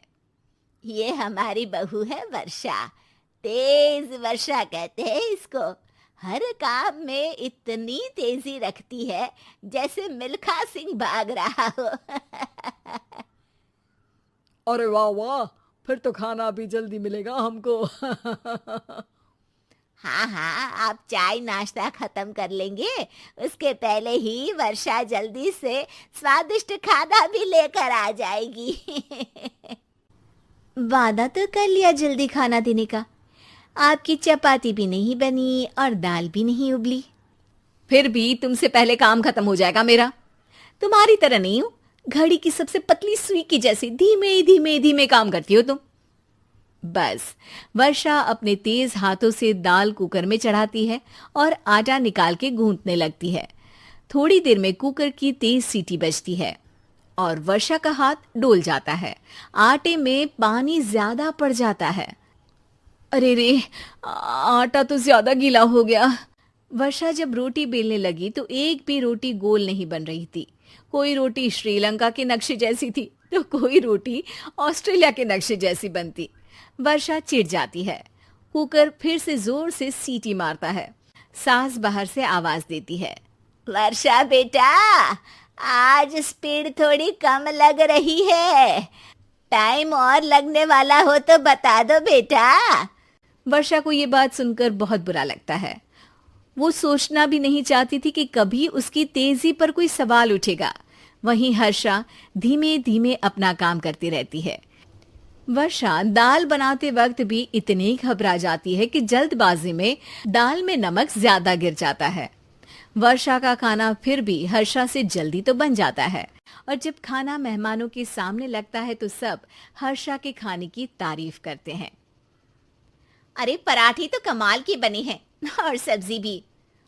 बस दाल में नमक थोड़ा इधर उधर हो गया है। वर्षा को बहुत शर्म आती है और वो नीचे सर करके खड़ी रहती है। तभी हर्षा कहती है, वो ना, मैं थोड़ी जल्दबाजी कर गई और नमक ज्यादा हो गया, पर पराठे तो वर्षा भाभी ने ही बनाए हैं, इसीलिए तो अच्छे बने हैं। वर्षा ने कभी नहीं सोचा था कि हर्षा के काम की इतनी तारीफ होगी, लेकिन वो उसका यश वर्षा को दे देगी। अनाथ बेटा। रूपा और शेखर सरिता विहार में रहते हैं। वो अपनी जिंदगी में बेहद खुश होते हैं। दोनों का शौर्य नाम का एक बेटा भी होता है, जिस पर दोनों ही अपनी जान छिड़कते हैं। शेखर, अब तो आप शौर्य को अपनी गोद से नीचे उतार दीजिए, उसके सोने का टाइम हो रहा है। नहीं रूपा, इसे मेरे पास ही रहने दो प्लीज। मैं थोड़ी देर में इसे बिस्तर में सुला दूंगा। लेकिन कल सुबह आपकी ऑफिस में मीटिंग भी तो है ना, और इसके लिए आपको कल जल्दी भी तो निकलना होगा। जाइए, आप भी जाकर सो जाइए। क्या यार, अभी तो मेरी गोद में आया था मेरा बेटा और तुम उसे लेकर जा रही हो। बाद में कर लेना अपने बेटे से प्यार, अभी जाकर सो जाइए। रूपा शेखर से शौर्य को ले रही होती है कि तभी शौर्य रोने लगता है। शौर्य को रोता देखकर रूपा उसे फिर से शेखर को थमा देती है। आपका बेटा ना एक नंबर का नौटंकी है, बिल्कुल आप पर गया है वो। साफ बोलो ना, तुम्हें जलन होती है हम दोनों बाप बेटे का प्यार देखकर। पहले बड़ा तो होने दो तुम शौर्य को, फिर देखना वो सबसे ज्यादा मुझे ही प्यार करेगा। देखते हैं। ऐसे ही दिन बीतते चले जाते हैं और एक दिन कैंसर की बीमारी के चलते रूपा की मौत हो जाती है। अब शौर्य 3 साल का हो चुका होता है, जिसके कारण उसकी दादी शेखर पर दूसरी शादी का दबाव बनाने लगती है। शेखर, शौर्य अभी बहुत छोटा है और उसे इस समय एक माँ के प्यार की बहुत जरूरत है। माँ, मुझे दूसरी शादी नहीं करनी। क्या पता जो दूसरी औरत आएगी वो मेरे बेटे को एक माँ का प्यार दे या ना दे। तो रूपा की छोटी बहन वैशाली से ही शादी क्यों नहीं कर लेता? वो तो शौर्य को एक माँ का प्यार पूरा दे सकती है ना। मैंने कहा ना माँ, मुझे दूसरी शादी नहीं करनी, और अपनी ही पत्नी की बहन से तो हरगिज नहीं। ऊपर से अगर रूपा देख रही होगी तो वो क्या सोचेगी? अपने लिए ना सही, लेकिन तुझे शौर्य के लिए तो शादी करनी ही पड़ेगी ना बेटा। शेखर कुछ कहता उससे पहले ही अंजुमन उसे रूपा की कसम दे देती है, जिसके आगे मजबूर होकर शेखर शादी के लिए हामी भर देता है। देखो वैशाली, मैंने तुमसे शादी सिर्फ अपने बच्चे के लिए की है। मैं चाहता हूं कि तुम उसे एक माँ का भरपूर प्यार दो। शौर्य, आपके साथ साथ मेरा भी कुछ लगता है। अगर आप मुझसे शादी नहीं भी करते तब भी मेरा प्यार शौर्य के लिए कभी कम या ज्यादा नहीं होता। शादी के कुछ दिनों बाद ही शेखर की माँ की भी मौत हो जाती है। वैशाली शौर्य को एक माँ से भी बढ़कर प्यार देती है। शौर्य को लेकर वैशाली का यूं निस्वार्थ प्यार देखकर शेखर को भी उससे प्यार हो जाता है, और कुछ सालों बाद शेखर और वैशाली का भी लड़का हो जाता है। लेकिन इसके बाद वैशाली का शौर्य को लेकर बर्ताव बदलने लगता है। वैशाली, मैं देख रहा हूं तुम आजकल शौर्य का जरा भी ध्यान नहीं रख रही हो। मुझे पता नहीं था कि आदित्य के होने के बाद तुम इतना बदल जाओगी। आदित्य मेरा अपना सगा खून है और शौर्य दीदी का, फिर मैं दोनों में अंतर कैसे नहीं करूं? माँ भले ही दोनों के अलग अलग है, लेकिन पिता तो एक है ना। अगर मुझे पहले पता होता कि तुम इतनी जल्दी बदल जाओगी तो मैं कभी तुमसे शादी ही नहीं करता। हाँ, तो किसने कहा था आपसे मुझसे शादी करने के लिए? मैं थोड़ी ना आई थी आपके पास, आपकी माँ ही आई थी मेरे घर आपका रिश्ता लेकर। वैशाली, मुझे तुमसे ऐसी उम्मीद नहीं थी। गुस्से में शेखर अपना पैर पटकता हुआ शौर्य को वहां से लेकर चला जाता है। पापा, मम्मा मुझसे प्यार क्यों नहीं करती? क्या मैं उनका सगा बेटा नहीं हूँ इसलिए मुझसे प्यार नहीं करती? मम्मा नहीं करती तो क्या हुआ बेटा, पापा तो करते हैं ना आपसे प्यार। कुछ दिनों के बाद, आज तुझे खाना पीना कुछ नहीं मिलेगा, चल चुपचाप से अपने रूम में जाकर सो जा। माँ, अब भाई को खाना क्यों नहीं दे रही हो? बेटा तू आराम से खाना खा, इस नालायक की चिंता मत कर।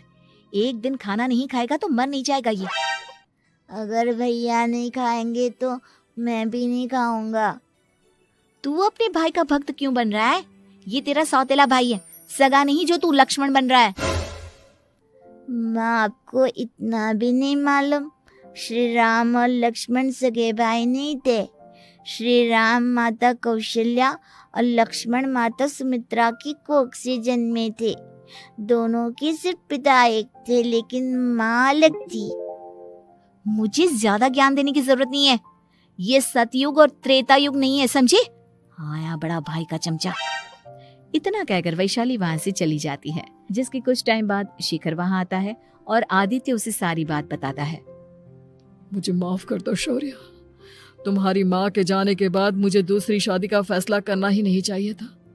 अगर मैं दूसरी शादी नहीं करता तो शायद आज तुम्हारी ये हालत ना होती। नहीं पापा, अगर आप शादी नहीं करते तो मुझे आदित्य जैसा छोटा भाई कभी नहीं मिलता। थैंक यू मुझे इतना अच्छा भाई देने के लिए। तुम दोनों हमेशा ऐसे ही साथ रहना, फिर कोई भी तुम दोनों का कुछ नहीं बिगाड़ पाएगा। चलो, मैं तुम दोनों को आइसक्रीम खिला कर लाता हूँ, बहुत भूख लग रही है ना। शेखर शौर्य और आदित्य को आइसक्रीम दिलाने लेकर जाता है। वो दोनों को पार्क में खड़ा करके आइसक्रीम लेने जा ही रहा होता है, तभी तेज रफ्तार से आती हुई एक गाड़ी उसे कुचल देती है और उसी पल शेखर की मौत हो जाती है, जिसके बाद शौर्य की जिंदगी नर्क से भी बदतर हो जाती है। सुन रहे चिरकुट, इस घर के किसी भी सामान को मेरी मर्जी के बगैर हाथ मत लगाना। इन सब पर अब तेरा कोई हक नहीं है, समझा? ठीक है माँ, मैं आपकी इजाजत के बगैर किसी चीज को हाथ नहीं लगाऊंगा। चल जाकर अब पूरे घर की सफाई कर। महज 7 साल का शौर्य वैशाली के कहने पर अपने नन्हे नन्हे हाथों से पूरे घर की सफाई करने लगता है। ऐसे ही दिन बीतने लगते हैं, लेकिन मासी से माँ बनी वैशाली को उस मासूम से बच्चे पर जरा भी तरस नहीं आता। क्यों शौर्य, ये घर में इतनी गंदगी कैसे हो रही है? ढंग से सफाई नहीं की है क्या तूने? माँ मैंने तो अच्छे से सफाई की थी, लेकिन आदित्य बार बार इधर उधर चलकर गंदा कर देता है। अच्छा, खुद से एक काम ढंग से नहीं होता और अपनी गलतियों का जिम्मेदार मेरे बेटे को ठहराता है। इतना कहकर वैशाली बांस का डंडा उठाकर शौर्य को जोर जोर से मारने लगती है। तभी वहां वैशाली के मायके वाले भी आ जाते हैं और उसकी सारी करतूतें देख लेते हैं। माँ मैं ऐसा क्या करूं जिससे आप मुझे भी आदित्य के जितना प्यार करोगी? बोलिए ना माँ, मेरे क्या करने से आपके अंदर मेरे लिए ममता जागेगी? वैशाली शौर्य की एक नहीं सुनती, उसके ऊपर डंडे बरसाती जाती है। हद पार होते देख वैशाली की माँ उसका हाथ पकड़ती है और जोर से उसे थप्पड़ मारती है। यही सब करने के लिए तूने दामाद जी से शादी की थी? हमने सपने में भी तुझसे ऐसी हरकत की उम्मीद नहीं की थी। तू माँ नहीं, माँ के नाम पर एक धब्बा है। बस कीजिए माँ, आदित्य के इस दुनिया में आने से पहले मैंने इसे बहुत प्यार किया था, लेकिन अब जब मेरी खुद की औलाद है तो मैं किसी और के बच्चे से प्यार क्यों करूं? अरे नालायक औरत, जिसे तू किसी और का बच्चा कह रही है वो तेरी खुद की सगी बहन का बच्चा है। बहन है तो क्या हुआ, मेरे अपने बच्चे से बढ़कर तो नहीं हो सकता ना ये कभी। अगर यही बात थी तो तू हमें पहले बता देती, हम शौर्य को अपने साथ ले जाते। उसे इस तरह प्रताड़ित करने की क्या जरूरत थी? अगर आपको लेकर जाना है ना तो ले जाइए इसे, मैं नहीं रोकूंगी। नहीं माँ, मुझे कहीं नहीं जाना, मुझे आपके साथ ही रहना है। मैं तेरी कोई माँ बाबा नहीं हूँ, तेरी माँ मर चुकी है, समझा? अब निकल जा मेरे घर से। माँ अब बहुत गंदी हो, मुझे भी नहीं रहना आपके साथ, मैं भी भाई के साथ ही जाऊंगा। अरे तू क्यों जाएगा, तू तो मेरा सगा बेटा है, जाने दे इसे। हम यहाँ ऐश से रहेंगे, तुम्हारे पापा बहुत सारी जमीन जायदाद छोड़ गए हैं तुम्हारे लिए। नहीं माँ, मुझे भाई के साथ जाना है। आप अच्छी नहीं हो, आप बहुत बुरी हो, आप भाई को बहुत परेशान करती हो। देख वैशाली, तुझसे ज्यादा समझ तो इस मासूम बच्चे में है। ये तेरे बुरे कर्मों का ही नतीजा है जो आज तेरी सगी औलाद खुद से तुझे ठुकरा रही है। आदित्य, तुझे इस शौर्य ने भड़काया है ना मेरे खिलाफ? नहीं माँ, मुझे किसी ने भड़काया नहीं, पर मैं सब देखता हूँ, सब समझता हूँ। भाई बहुत अच्छा है, वो आपकी जैसा नहीं है। चलिए नानी। इतना कहकर वैशाली के मायके वाले आदित्य और शौर्य को अपने साथ ले जाते हैं और इस तरह वैशाली बड़े से घर में अकेली पड़ जाती है। दो दो बेटों के होते हुए भी आज उसे माँ कहकर बुलाने वाला कोई नहीं होता। कंकाल का रहस्य। चौरा गांव के खेतों में इन दिनों खुदाई का काम चल रहा था। असल में इसी गांव से होकर एक अच्छी सड़क गुजरनी थी, इसलिए यहाँ खुदाई शुरू की गई थी। अचानक एक दिन खुदाई करने वाली मशीन से कुछ टकराता है। बाद में जब खोजबीन की जाती है तो वहां से दो कंकाल मिलते हैं। पुलिस गांव के लोगों से पूछताछ शुरू करती है। आप लोगों को क्या लगता है ये किसके कंकाल हो सकते हैं? अरे साहब, हमें क्या पता ये किसके कंकाल है, आप ही लोग पता लगाइए, हम लोग तो बहुत ज्यादा डरे हुए हैं।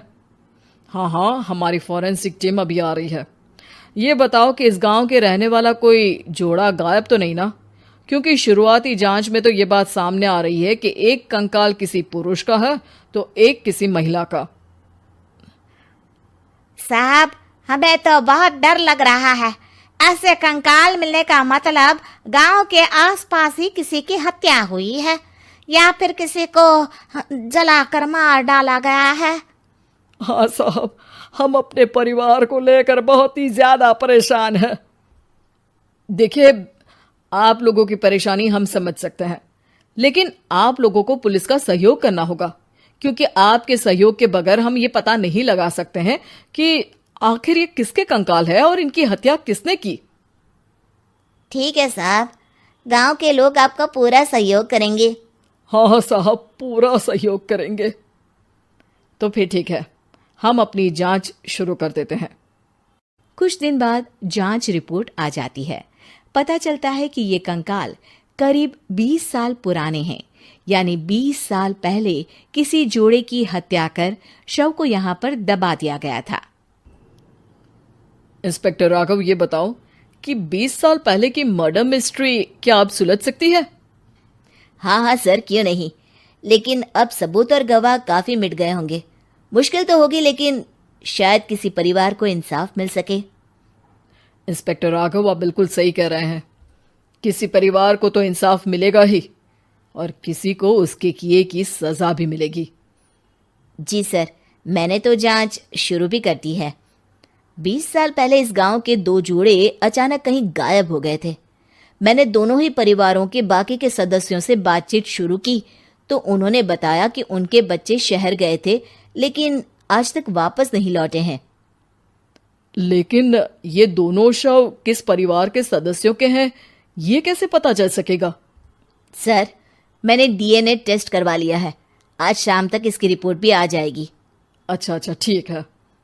उसी शाम को सर, डीएनए रिपोर्ट के मुताबिक ये दोनों ही लाशें चौरा गांव के रहने वाले प्रधान सुल्तान सिंह के बेटे और बहू की है। लेकिन इनकी हत्याएं किसने की है, ये कैसे पता लगेगा? इसी का तो पता लगाने की कोशिश में जुटा हूं सर। आज सुल्तान सिंह से मिलने भी जा रहा हूं। मेरा बेटा और बहू तो मेरे लिए सिर्फ यादों में ही रह गए थे। हमें उनकी लाशें तक नहीं मिल सकी थी। आज 20 साल बाद उनके कंकाल मिले हैं। मैं अब किसके लिए जीऊं?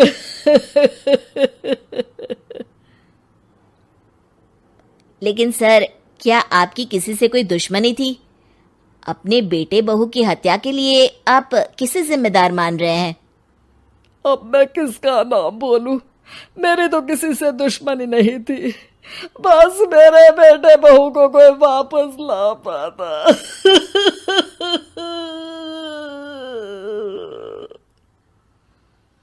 इसके बाद सुल्तान सिंह फूट फूट कर रोना शुरू कर देते हैं। सर, अब आप इनका अंतिम संस्कार करवा सकते हैं। कम से कम इनका शरीर ना सही, इनका कंकाल तो आपको मिला है। लेकिन हाँ, अगर आपको कुछ भी याद आए तो जरूर बताइएगा। मेरी तो बेटा अब उम्र हो गई है, लेकिन मेरे बेटे और बहू के हत्यारों का जरूर पता लगाइएगा, क्योंकि जब तक हत्यारे पकड़े नहीं जाएंगे मेरा मन नहीं मानेगा। सर, हमारी पूरी कोशिश रहेगी हत्यारे को पकड़ने की। लेकिन एक बात बताइए, उस वक्त आपको किस पर शक गया था? उस वक्त मेरे एक ड्राइवर को पकड़ा गया था, लेकिन सबूतों के अभाव में उसे छोड़ दिया गया था। अच्छा, और ड्राइवर पर कैसे शक हुआ था? क्योंकि उस दिन ड्राइवर छुट्टी पर था। उस समय लेकिन लाश क्यों नहीं मिल सकी थी? उस वक्त पुलिस ने बहुत कोशिश की थी, लेकिन दोनों की डेड बॉडी नहीं मिल सकी थी। ठीक है, हमारी तफ्तीश चल रही है, मैं फिर आऊंगा। इसके बाद इंस्पेक्टर वहां से चला जाता है और सुल्तान सिंह अपने बेटे और बहू की याद में खो जाते हैं। कुछ दिन बाद सुल्तान सर, एक बात बताइए, जब आपके बेटे बहू की हत्या हुई थी, उसी के आसपास आपके ही गांव का रहने वाला एक और जोड़ा उसी वक्त गायब हो गया था ना? हाँ सर, अलका और अभिषेक, वो भी मेरे बच्चों जैसे ही थे। तो फिर वो कहाँ है? उनका भी आज तक पता नहीं चल सका, लेकिन बताते हैं कि कुछ साल पहले अभिषेक को गांव के ही किसी आदमी ने मुंबई में देखा था, लेकिन फिर वो गायब हो गया। यानी अभिषेक और अलका की हत्या नहीं हुई थी, बल्कि उन्होंने किसी वजह से खुद ही गांव छोड़ दिया था। हाँ, हो सकता है, क्योंकि अभिषेक मेरे बेटे संतोष का अच्छा दोस्त था और उसका मेरे घर भी आना जाना लगा रहता था। हो सकता है कि उसने मेरे बेटे और बहू के बारे में सुन लिया हो और ये गांव छोड़ दिया हो सकता है। उनके परिवार का कोई अब नहीं रहता क्या इस गांव में? अब तो कोई नहीं रहता। एक चाचा थे, लेकिन उन्होंने भी अपना पुश्तैनी मकान बेच दिया है। वो भी अब कहीं शहर में ही बस गए हैं। ओह, अभिषेक और अलका के बारे में भी पता लगाना होगा। हो सकता है कि वही इस हत्या के बारे में कुछ बता सके। हो तो सकता है, लेकिन वो बेचारे तो खुद ही वक्त के मारे थे, वो क्या बताएंगे। फिर भी सर, जब केस दोबारा खुला है तो जांच तो करनी ही पड़ेगी, और इस बार तो लाशें भी बरामद हुई है। कुछ दिन तक लगातार तफ्तीश चलती रही। एक दिन थाने से सुल्तान सिंह को फोन आता है। हाँ, कौन बोल रहा है? सर, मैं कांस्टेबल तुलाराम बोल रहा हूँ थाने से। आपको थाने आना पड़ेगा। थाने? लेकिन क्यों? सर, किसी की पहचान करवानी है। अच्छा ठीक है, मैं दोपहर तक पहुंचता हूँ। सुल्तान सिंह दोपहर में थाने पहुंचता है। कई पुलिस के अधिकारी वहां मौजूद रहते हैं। सर, आपके बेटे की हत्या का रहस्य आज शायद सुलझ जाए।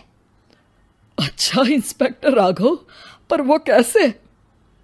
सर, उस आदमी को देखिए, क्या वही अभिषेक है? सुल्तान सिंह की आंखों में हैरानी से आंसू आ जाते हैं। हाँ सर, यही अभिषेक है। ये आपको कहाँ से मिला? सिर्फ अभिषेक ही नहीं, बल्कि इसकी पत्नी अलका भी इसके साथ है। मैडम, जरा अभिषेक की पत्नी को लाइए। जैसे ही अलका को पेश किया जाता है, सुल्तान सिंह जमीन पर गिर जाते हैं। सुल्तान सर, क्या हुआ आपको? आप अलका को देखकर गिर क्यों गए? सुल्तान सिंह सर पकड़कर बैठ जाते हैं। ये अलका नहीं, बल्कि ये तो मेरी बहू रितु है। पूरा थाना एक दूसरे का मुंह देखने लगता है। क्या? इसके बाद हर किसी को दो कंकाल और हत्या का रहस्य समझ में आ गया। अभिषेक और रितु ने मिलकर संतोष और अलका की हत्या की थी और लाश को जमीन के नीचे दबा दिया था। आज 20 साल बाद इस हत्या का रहस्य खुल सका था कि अवैध प्रेम संबंध में 2 मासूमों की जान गई थी।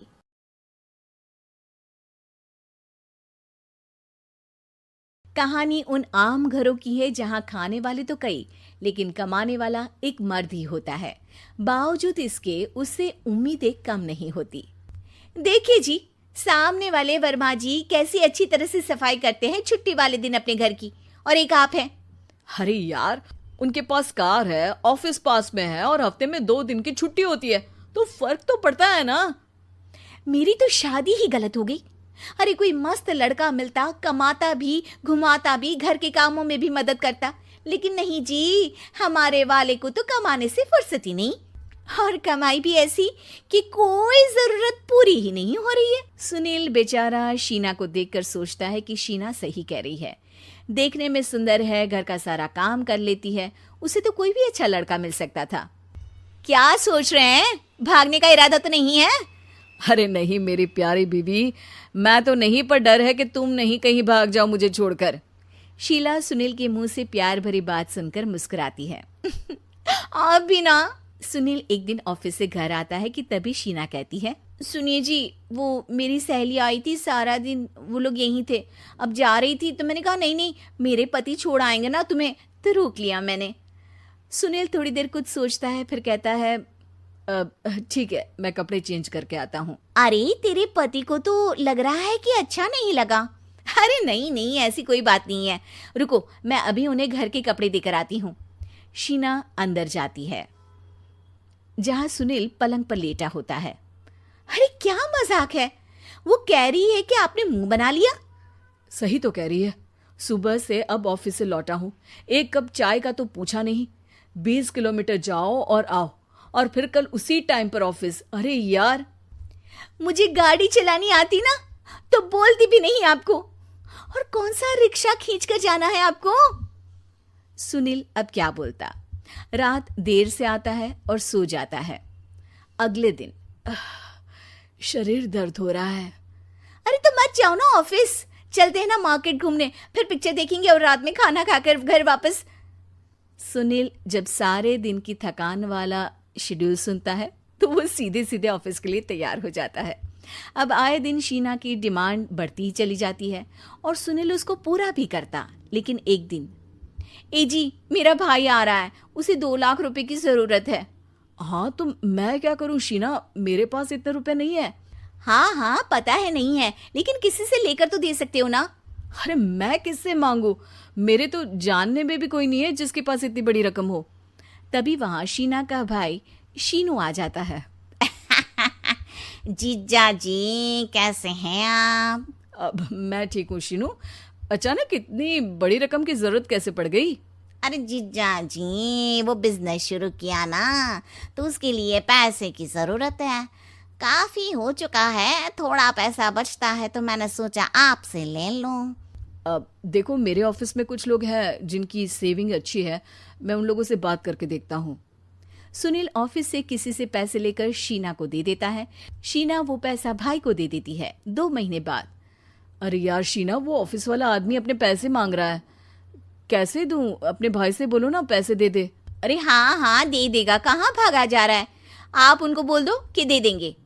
थोड़े दिन बाद।